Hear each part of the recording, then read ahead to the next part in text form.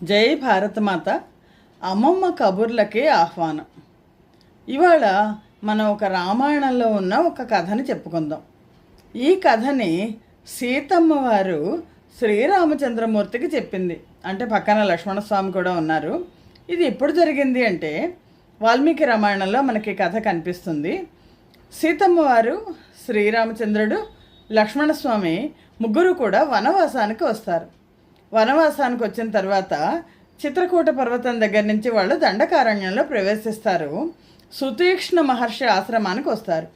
సుతీక్ష్ణ మహర్షి అంటారు, మీరు ఇక్కడే ఉండిపోవచ్చు, మీకు ఎలాంటి భయము ఉండదు అని చెప్తారు. అంటే లేదు, మేము దండకారణ్యం లోపలికి వెళ్తాము అని శ్రీరామచంద్రుడు అంటారు. అప్పుడు ఆ ఆశ్రమంలో అక్కడ చుట్టుపక్కల ఉన్న మహర్షులు అందరూ కూడా శ్రీరామచంద్రుడి దగ్గరికి వచ్చి, ఓ మహారాజా, నువ్వు రాజువి, నువ్వు మాకందరికీ ప్రభువువి, మాకిక్కడ రాక్షసుల భయం చాలా ఎక్కువగా ఉంది, మేము శాంతియుతంగా మేము తపస్సు చేసుకుంటుంటే ఈ రాక్షసులందరూ వచ్చి మమ్మల్ని మాలో చాలామందిని చంపేస్తున్నారు, మేము వాళ్ళని శపించాలి అంటే మా తపశ్శక్తి అంతా కూడా వృధా అవుతుంది, అందులోనూ మహర్షులు మునులు అంటే శాంతిగా ఉండాలి, అహింస కలిగి ఉండాలి, కానీ మమ్మల్ని రక్షించాల్సిన బాధ్యత నీదే కదా, ఎందుకంటే మహర్షులు తపస్సు చేస్తే అందులో వాళ్ళని రక్షించే రాజుకి 1/4 వంతు వెళ్తుంది కదా. అంటే అప్పుడు శ్రీరామచంద్రమూర్తి వాళ్ళకి ఒక భరోసా, ఒక అభయాన్ని ఇస్తారు.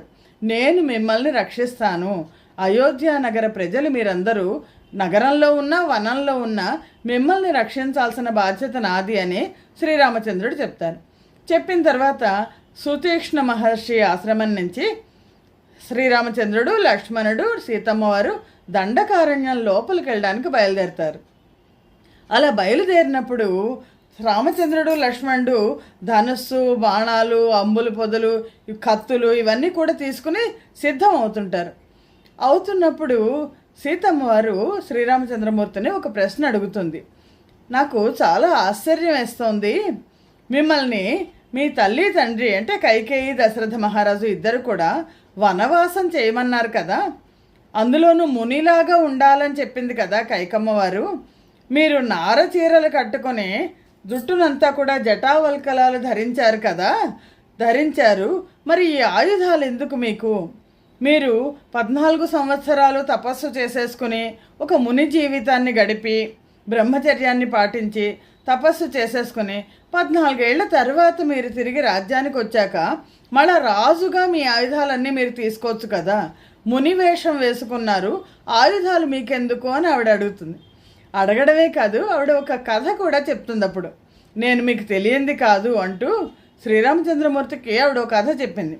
ఆ కథ ఏంటంటే, చాలా కాలం క్రితం ఒక మహర్షి ఉండేవాళ్ళు.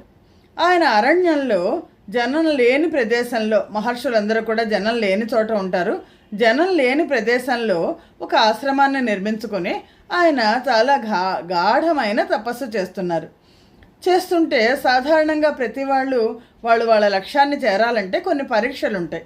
ఈ పరీక్షలు పెట్టే బాధ్యత ఎవరిది ఉంటుందంటే దేవతలది ఉంటుంది. దేవేంద్రుడు ఈయన తపస్సును చూశాడు. ఈయన దేనికోసం తపస్సు చేస్తున్నాడో తెలియదు.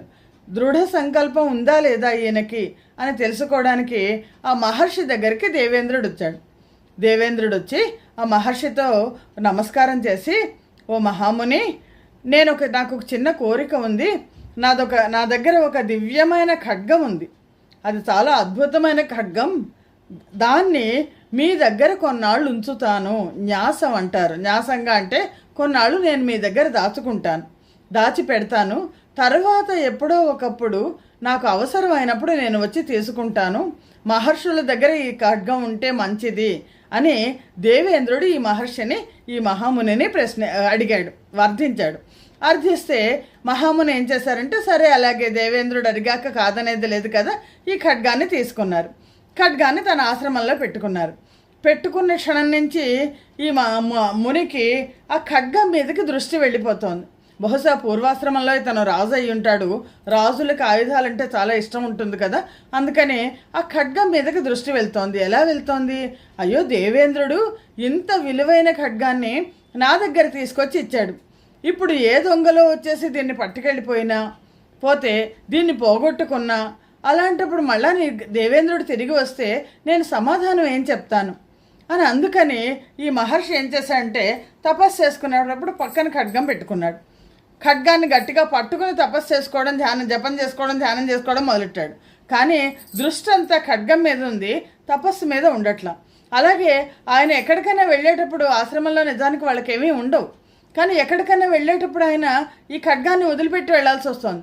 అందుకని ఆయన ఆఖరికి పళ్ళు పూలు తెచ్చుకోవడానికి వెళ్ళేటప్పుడు కూడా ఖడ్గాన్ని వెంట తీసుకెళ్లేవాళ్ళు. ఒకసారి నెమ్మదిగా ఈ ఖడ్గాన్ని తీసుకెళ్ళడం అలవాటు అయ్యాక ఖడ్గాన్ని వాడుదాం అనిపించింది. అంటే ఏదో భూమిని తవ్వడానికో చెట్లను నరకడానికో ఖడ్గాన్ని వాడడం మొదలెట్టారు. తాడుతుంటే అది దివ్యమైన ఖడ్గం కదా, చాలా బాగా పనిచేస్తోంది. నెమ్మదిగా ఈ ఖడ్గం మీద ప్రేమ పెరిగిపోయి ఖడ్గాన్ని వాడడం అలవాటయ్యి ఆయన తపస్సు కాస్త మూలపడిపోయింది. ఆయన తన దగ్గరికి వచ్చిన జంతువులని లేదా దొంగల్ని ఇంకోళ్ళ మీద ఈ ఖడ్గాన్ని ఉపయోగించడం మొదలెట్టి మొత్తానికి తపస్సు అంతా మర్చిపోయి ఈ ఖడ్గం ధ్యాసలో పడిపోయి పతనమయ్యాడు అని సీతమ్మ వారు శ్రీరామచంద్రుడికి చెప్పి, మీరు ఇలాగ ధనస్సు చేతిలో పెట్టుకున్నారు, ధనస్సు చేతిలో ఉంటే దాన్ని ఉపయోగించాలని అనిపిస్తుంది. మనం దండకారణ్యంలోకి వెళ్తున్నాం. దండకారణ్యంలో చాలామంది రాక్షసులు ఉంటారు. ఈ రాక్షసులని ఏమాత్రము కూడా వాళ్ళతో మీకు వైరం లేదు, వాళ్ళు మీకేమీ నష్టం కలిగించలేదు, కానీ మీరు రాక్షసులందరినీ చంపేస్తానంటున్నారు. ఈ ధనస్సు మీ చేతిలో ఉంటే మీకు ఉపయోగించాలనిపిస్తుంది, మీకు జంతువులను రాక్షసులను మీకు శత్రువులు అనిపించిన వాళ్ళని చంపుదాం అనిపిస్తుంది, హింసా ప్రవృత్తి మీలో వస్తుందేమో ఒకసారి చూసుకోండి అని సీతమ్మ వారు శ్రీరామచంద్రుడికి చెప్తే అప్పుడు శ్రీరామచంద్రుడు ఏమంటారంటే, నువ్వు చాలా బాగా ఆలోచించావు, జనకుడి కుమార్తెవి నువ్వు, అందుకని చాలా చక్కగా ఆలోచించావు. భర్తకి ఎప్పుడు ఏది చెప్పాలో అది చెప్పడం భార్యగా నీ ధర్మం కాబట్టి నువ్వు నిర్వహించావు. కానీ నా ధర్మాన్ని నేను నిర్వర్తిస్తున్నాను. ఎందుకంటే ఈ మహర్షులందరూ వచ్చి మమ్మల్ని, మాకు ప్రాణభయం ఉంది ఈ రాక్షసుల నుంచి అని చెప్పారు. మహర్షుల తపోశక్తిలో రాజుకు 1/4 తెలుతుంది. వాళ్ళని రక్షించాల్సిన బాధ్యత రాజుది. అయోధ్య రాజు యొక్క ప్రతినిధిగా నేను ఇక్కడ ఉన్నాను కాబట్టి నేను వాళ్ళని రక్షించడానికి ఆయుధాలను ఉపయోగిస్తాను. ఇది నా ధర్మం. రాక్షస సంహారం కోసమే నేను దండకారణ్యంలోకి వస్తున్నాను. ఇక్కడ జనజీవితం అంతా కూడా శాంతియుతంగా శుభప్రదంగా ఉండేట్లు చేయడం కూడా నా బాధ్యత. అందుకని నేను ఈ ఆయుధాన్ని పట్టుకున్నాను. అంతే తప్ప నా ధర్మాన్ని వదిలిపెట్టేసి నేను ఆయుధధారినే హింసా ప్రవృత్తిలో పడటం లేదు సీత, నువ్వు భయపడద్దు అని చెప్తారు. కానీ సీతమ్మ వారు చెప్పిన ఈ కథలో మనకేం కనిపిస్తుందంటే, ఒక దృఢ సంకల్పం ఉంటే కనుక దాన్ని సాధించడానికి ఎన్ని ఆటంకాలు వచ్చినా ఆటంకాలను అధిగమించగలిగి ఉండాలి. ఆ మహర్షి పాపం తపస్సు చేసుకుంటూ ఎప్పుడైతే ఈ కత్తి వచ్చిందో కత్తిని పట్టుకుని కత్తి మీద దృష్టి పెట్టేశాడు. తన అసలైన సంకల్పం ఏంటి, తపస్సు చేసుకుందామని, ఆ తపస్సు చేసుకుని సిద్ధి పొందుదామని ఆ సిద్ధి పొందేయడాన్ని మర్చిపోయాడు. ఇప్పుడు మనం కూడా ఏం చేస్తామంటే ఏదైనా ఒక లక్ష్యాన్ని పెట్టుకుంటాం.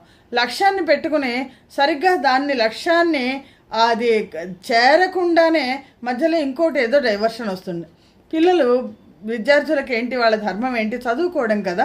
చదవడం తప్ప వాళ్ళకి ఇంకే పని ఉంది? తల్లిదండ్రులు అన్నీ ఇస్తున్నారు కదా, కానీ చదవడం కంటే మిగిలిన వాటి మీద ఎక్కువ దృష్టి పెడుతున్నారు. ముఖ్యంగా బయట సమాజంలో జరుగుతున్న విషయాల మీద కానీ, లేదా ఆటల మీద కానీ, లేదా సెల్ ఫోన్ మీద కానీ, ఇవన్నీ కూడా ఆటంకాలుగా, అంటే మనస్సుని కేంద్రీకృతం చేయకుండా మనస్సును కేంద్రీకరించి ఏ పని చేసినా సరే అది సక్సెస్ అవుతుంది, ఏ పని చేసినా అది సిద్ధిస్తుంది. అలా కాకుండా పక్కదారులు మనస్సు పట్టడానికి అనేక రకమైన ఈ వైకల్యాలు ఉంటాయి మనకి. వాటన్నిటినీ అధిగమించి ముందుకు వెళ్ళాలి అని మనకి రామాయణంలో చెప్పిన ఈ కథ ద్వారా తెలుస్తుంది. జై భారత్ మాత, జై హింద్.